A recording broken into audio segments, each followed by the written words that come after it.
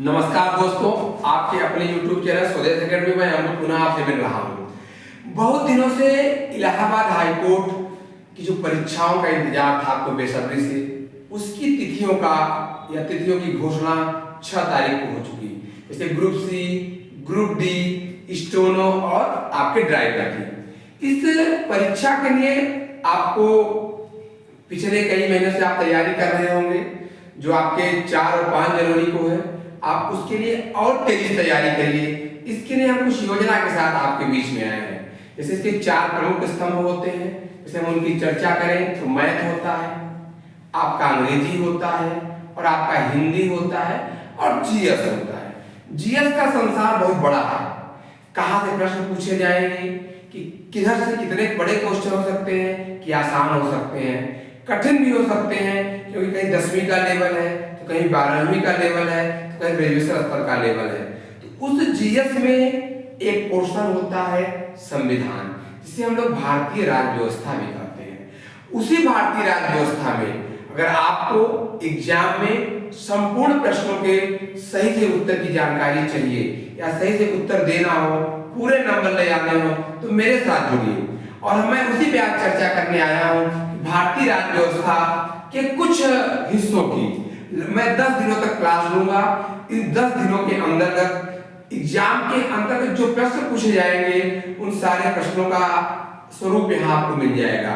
अगर आप मेरी 10 क्लास को लगातार देखते हैं तो मैं आपसे वादा करता हूँ कि 100% आप जितने भी प्रश्न पूछे जाएंगे, चाहे स्टेनो में हो, चाहे ग्रुप डी में हो, चाहे सी में हो, चाहे आपके ड्राइवर में हो, 100% आप उत्तर दे के आएंगे, संपूर्ण नंबर लेके आएंगे।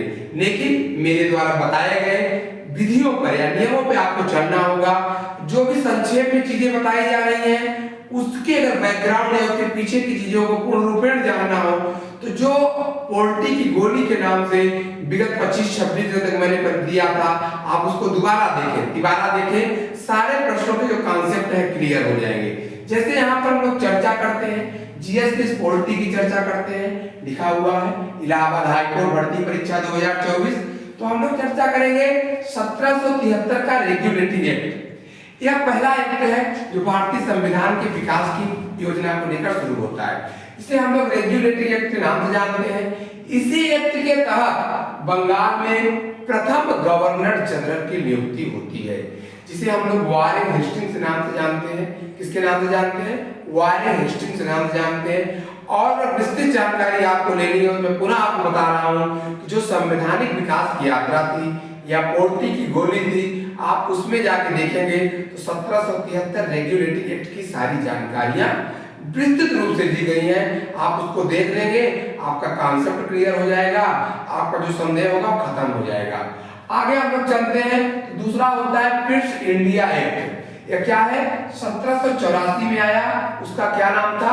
Pitt's India act. फिर अगले चरण में हम जब चलते हैं तो आपका जो 1833 का चार्टर अधिनियम आया, उसके पहले भी एक चार्टर आया जिसे 1813 का चार्टर कहते हैं। आपको इससे जाकर उसको देख देंगे। यहाँ पर है 1833 का चार्टर अधिनियम। यह क्यों जरूरी है? क्योंकि इसमें पहली बार भारत के गवर्नर जनरल होते हैं लॉर्ड विलियम बेंटिंक। फिर इसके पश्चात 53 का चार्टर अधिनियम आता है। उसके पश्चात 1858 का इंडिया का मैग्ना कार्टा जिसे हम लोग कहते हैं, जो 1 नवंबर 1858 को आपके प्रयागराज में पढ़ा गया था, जिसे कैनिंग ने पढ़ा था। जो ईस्ट इंडिया कंपनी की सत्ता को ब्रिटिश क्राउन को हस्तांतरित करने का जो एक अभिलेख था, उसे हम लोग क्या कहते हैं? 1858 का भारत शासन अधिनियम भी कहते हैं या इंडिया का मैग्ना कार्टा भी कहते हैं। इसके तहत गवर्नर जनरल के स्थान पर आपका वायसराय आया और लॉर्ड कैनिंग भारत का प्रथम वायसराय नियुक्त होता है। कौन? Lord Canning. यह प्रश्न कई बार पूछा गया है कि भारत का प्रथम वायसराय कौन है, तो आप बताएंगे लॉर्ड कैनिंग। 1858 में नियुक्त हुआ। किस शासन के तहत?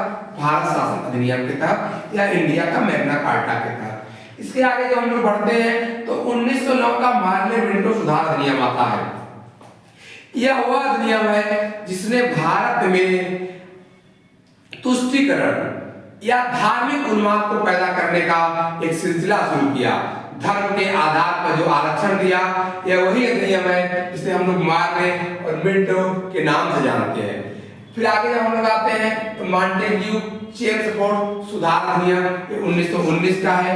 इसके पश्चात जो आगे की कहानी है वह भारत शासन अधिनियम 1935, जिसे भारत के राज्य व्यवस्था में लघु संविधान या मिनी संविधान के नाम से भी जाना जाता है, क्योंकि जो हमारा संविधान भविष्य में बनकर तैयार हुआ लगभग 200 अनुच्छेद हूबहू या कुछ काट पीट के साथ इसमें जोड़ दिए गए, लगभग 200 से ज्यादा।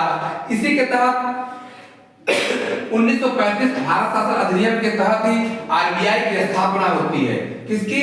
आरबीआई, जिसे हम बैंकों का बैंक कहते हैं, जो ही सारे बैंकों को नियंत्रण करता है, उनको लाइसेंस देने की प्रक्रिया को निर्वहन करता है, वही आरबीआई बैंकों का बैंक, जिसकी स्थापना 1 अप्रैल 1935 में हुई। जब इसकी स्थापना होती है, इसका मुख्यालय कहाँ होता है? कोलकाता में होता है। कब? 1935 में। लेकिन 2 साल के बाद इसका मुख्यालय बंबई में चला जाता है। प्रथम अध्यक्ष सर ओसबर्न स्मिथ थे और वर्तमान इसके अध्यक्ष शक्तिकांत दास है, जो आज तक है। और कल 11 तारीख को इसके नए अध्यक्ष संजय मल्होत्रा हो जाएंगे।